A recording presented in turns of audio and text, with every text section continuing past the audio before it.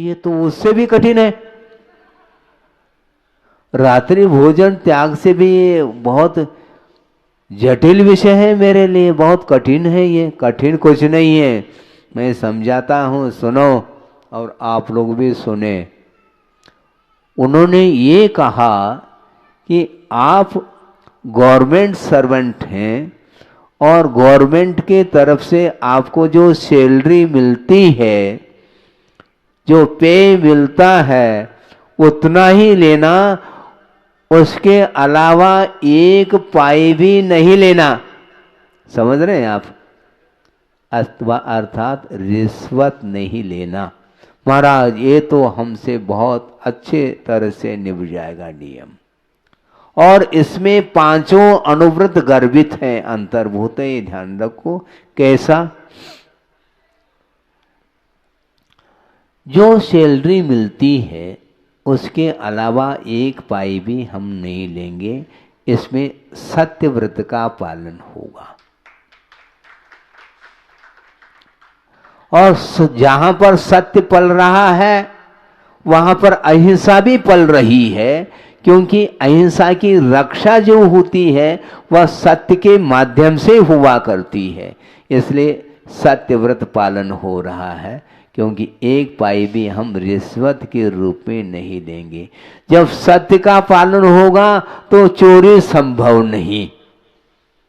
जहां पर सत्य नहीं वहां पर चोरी भी है, और जहां पर सत्य का अनुपालन होगा वहां पर अहिंसा धर्म का भी अनुपालन होगा, और सत्य भी पल रहा है और अचौर व्रत भी पल रहा है। और आपने उस सैलरी को छोड़ करके एक भी पाई नहीं लेने का जो संकल्प लिया है, उसमें परिग्रह परिमाण व्रत भी पल रहा है। परिग्रह सीमित हो गया, परिमाण हो गया कि नहीं? मान लो 1,00,000 रुपए भी यदि मान लो आपको सैलरी मिल रही है, कोई बाधा नहीं, आप ले लो, किंतु 1,00,000 रुपए के ऊपर हम एक पाई भी नहीं लेंगे। अब सोचो, विचार करो, जो कलेक्टर होता है उसके लिए इतना पे मिल रहा है, इसके उपरांत भी रिश्वत के माध्यम से करोड़ों रुपयों का संचय किया जाता है, वह अनीति मानी जाती है। ध्यान रखो, वह न्याय नहीं माना जाता है, वह अन्याय माना जाता है। आप पुरुषार्थ करके वित्त का संचय करो, उपार्जन करो, इसमें कोई बाधा नहीं है, किंतु उस न्याय का उल्लंघन करके जीवन यापन करने का जो भाव है, इसी में आसक्ति पल रही है, और उस आसक्ति के कारण ही अहिंसा धर्म समाप्त हो जाता है। ये कहने का तात्पर्य है। उनको बात समझ में आ गई। और दूसरी बात यह है, स्वदार संतोष तो अपने आप ही पलता चला जाएगा तुम्हारा। इस प्रकार 5 अनुव्रत जो है ना, एक ही व्रत के माध्यम से आपके पल रहे हैं।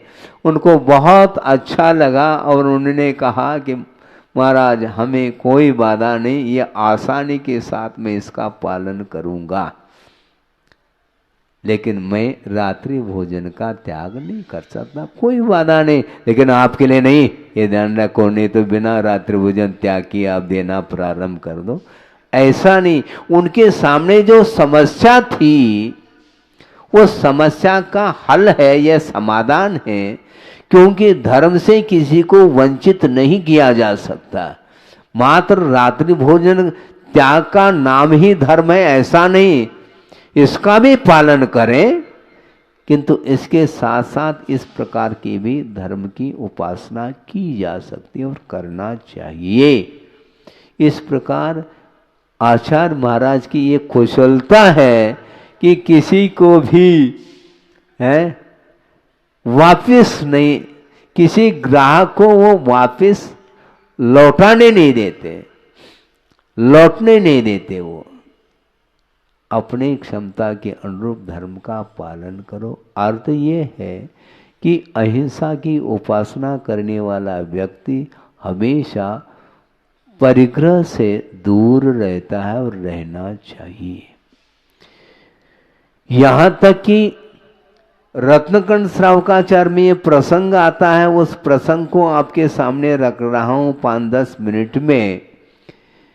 उसको सुन करके पढ़ करके आपको आश्चर्य लगेगा। आप तो उच्च कुल में पैदा हुए हो और एक नीच कुल में पैदा हुआ है, कौन? चांडाल। और उसका नाम लिया है किसने? आचार्य समंतभद्र स्वामी ने रत्नकंड श्रावकाचार्य के अंदर उसको उसका नाम उल्लेखित किया है। सम्यक दर्शन संपन्न मभि मातंग देहजम देवा देवम विदुर्भस्म गूढ़ांगारांतरोजसम, ऐसा कहा। आप सोचो विचार करो, वह चांडाल नीच कुलीन माना जाता है, उसका स्पर्श नहीं किया जा सकता, किंतु ये ध्यान रखो सम्यक दर्शन से वह संपन्न हुआ है, उसके लिए देव संज्ञा प्राप्त हो गई है। देव का अर्थ देवादिदेव नहीं लेना, किंतु देव का अर्थ उसके अंदर पूज्यता आई है, वह आदर का पात्र हुआ है। देव का अर्थ वह पूज्य हुआ है, और पूज्यता का अर्थ यहाँ पर वह पूज्यता नहीं लेना, किंतु आदर का पात्र बना हुआ है। वो कौन? वह चांडाल होने के बावजूद भी। ऐसी कौन सी विशेषताएं महाराज, उस प्रसंग को आपके सामने रख रहा हूं। सोचिए, उस चांडाल ने भय के ऊपर भी विजय प्राप्त की है, और उस चांडाल ने लोभ को भी जीत लिया है। इस प्रसंग में वह विषय स्पष्ट हो जाएगा। राजा ने अष्टानिका पर्व में अष्टमी से लेकर के पूर्णिमा तक उस अष्टानिका पर्व में किसी भी जीवों की विराधना घात नहीं होना चाहिए, इस प्रकार उस राजा ने राज्य में घोषणा की थी। अब सोचो, हिंसा नहीं होगी उस अष्टानिका पर्व के दिनों में। संयोग की बात है, राजा का राजकुमार, और उसने उन दिनों में जीव का घात किया था, क्योंकि वह मांस का लोलुपी था, और उसने छुप करके बगीचे के अंदर एक मेंढे का घात किया। मेंढा जानते आप? है? हाँ। उसका घात किया, और उसको पका करके उसने भक्षण किया था। और यह बात राजा के कान तक पहुंच गई, खबर पहुंच गई। पहुंचते ही उसने, राजा ने कहा, कौन है? उसको पकड़ करके ले आओ। तो वहाँ तक जो खबर पहुंची थी, वह किसके द्वारा पहुंची थी? एक माली था उस बगीचे में, और उसने एक दिन पेड़ के ऊपर चढ़ा था, और वहाँ से उसने उस राजकुमार ने जो मेंढे का घात किया था, वध किया था, उस कृत्य को उसने देखा था, और उसने ही खबर पहुंचाई थी राजा के दरबार तक जाकर के। राजन, आपने घोषणा की थी अष्टानिका पर्व में घात नहीं करने का, किंतु आपके पुत्र ने ही घात किया। मेरे पुत्र ने? हाँ हाँ, आपके पुत्र ने। ऐसा हो नहीं सकता है। कैसा नहीं हो सकता है? हमने अपने आंखों से देखा है, प्रत्यक्षदर्शी मैं हूं। ऐसी बात है, उसको पकड़ करके ले आओ। और उसको ले गए। अब राजा ने कहा, क्या कहा, इसने राजा के आदेश का उल्लंघन किया है, यह एक अपराध किया और साथ साथ जीव की घात करने का अपराध किया, इसलिए इसको इस प्रकार छोड़ा नहीं जा सकता, ये महान अपराधी है, इसलिए इसको प्राण दंड दिया जाएगा। लेकिन देने वाला कौन है? कौन? हाँ, चांडाल, जल्लाद भी बोलते हैं उसको। और राजा ने कहा उस चांडाल को बुलाओ और अभी इसको प्राणदंड देना है। तो चांडाल को बुलाने के लिए राज्य की जो कर्मचारी थे, कोतवाल आदि, वहां पर पहुंच गए। कहाँ पर? जहां पर वह रहता था उसके घर पहुंच गए और उन लोगों ने कहा, कहाँ है वो चांडाल, है क्या नहीं? तो उस चांडाल की पत्नी ने कहा,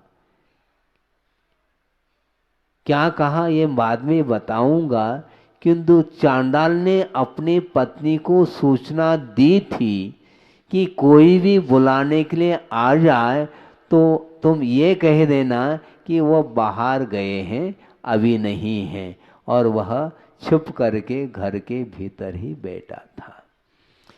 और उस कोतवाल आदि आ गए बुलाने के लिए। उन्होंने कहा कि कहाँ है वो चांडाल? नहीं, वो बाहर गए हैं।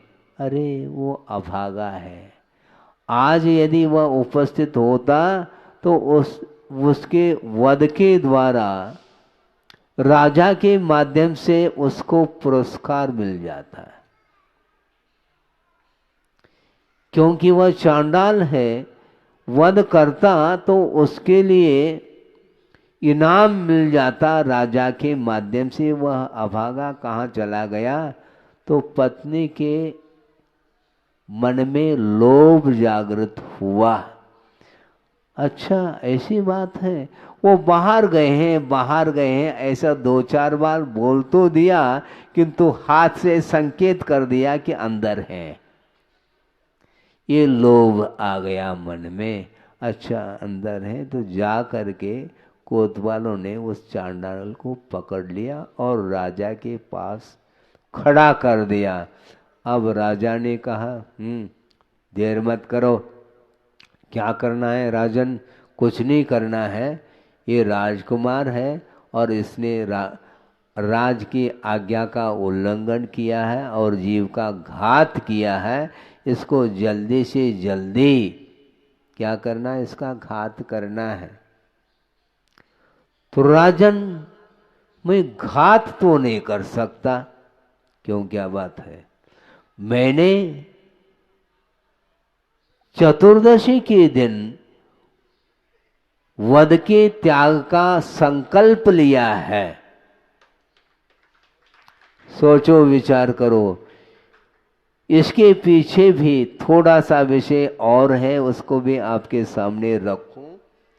वह ये है, मैंने चतुर्दशी के दिन इसलिए वध का त्याग किया है क्योंकि एक दिन मुझे सर्प ने काट लिया था और उसके फलस्वरूप मेरा अवसान हुआ है, ऐसा समझ करके परिवार लोगों ने मुझे स्मशान में ले जा करके वहां पर रखा था, किंतु ऐसा पुण्य का उदय था कि मेरा अवसान नहीं हुआ था। फिर हुआ कैसा? वहां पर एक रिद्धिधारी मुनि महाराज थे जो कि ध्यान में लीन थे, और उनके पास कौन सी रिद्धि थी? औषध रिद्धि। जिनके शरीर के स्पर्श से वह वायु जिसको स्पर्शित हो जाए वह जीवित हो जाता है। सोचो, विचार करो, ऐसे औषध रिद्धि के धारक मुनि महाराज के शरीर के स्पर्श से वह हवा बह रहे थे और वह हवा का स्पर्श उस चांडाल से हुआ और वह चांडाल जो मृत जैसा प्रतीति में आ रहा था वह जीवित हो गया। और जीवित होने के उपरांत उसने सोचा बहुत अच्छा अवसर है, रिद्धिधारी मुनि महाराज के प्रताप से पुनः प्राण आ गए हैं। अब मैं संकल्प लेता हूँ 14 के दिन मैं वध नहीं करूँगा, अन्य दिनों में तो वह वध करेगा, किंतु ये ध्यान रखो अहिंसा धर्म का पालन उसने 14 के दिन उसने वध का त्याग किया था, किंतु उसका वह संकल्प प्राण भी चले जाएं किंतु वह संकल्प अडिग रहेगा। और राजा को कह दिया, राजन आपको जो करना है वह कर लो, किंतु प्राण भी चले जाएं किंतु यह प्रण यह संकल्प टूट नहीं सकता। इस प्रकार उसने कह दिया। न उसको मरण का भय रहा, मरण के भय को भी जीत लिया उसने, और लोभ जो दिया जा रहा था उस लोभ को भी जीत लिया। और राजा ने सोचा चांडाल होकर के तुम 14 के दिन व्रत लेते हो, ये भी कोई व्रत है क्या? संभव नहीं है। इस प्रकार समझ करके उस राजा ने राजकुमार को भी और उस चांडाल को भी कोतवालों को कह दिया, इन दोनों को वहां पर फेंक दो। कहां पर? बोरी में बंद करो पहले और दोनों को ले जाओ और वहां पर फेंक दो जहां पर बड़े बड़े मगरमच्छ होते हैं, ऐसे तालाब में फेंक करके आ जाओ।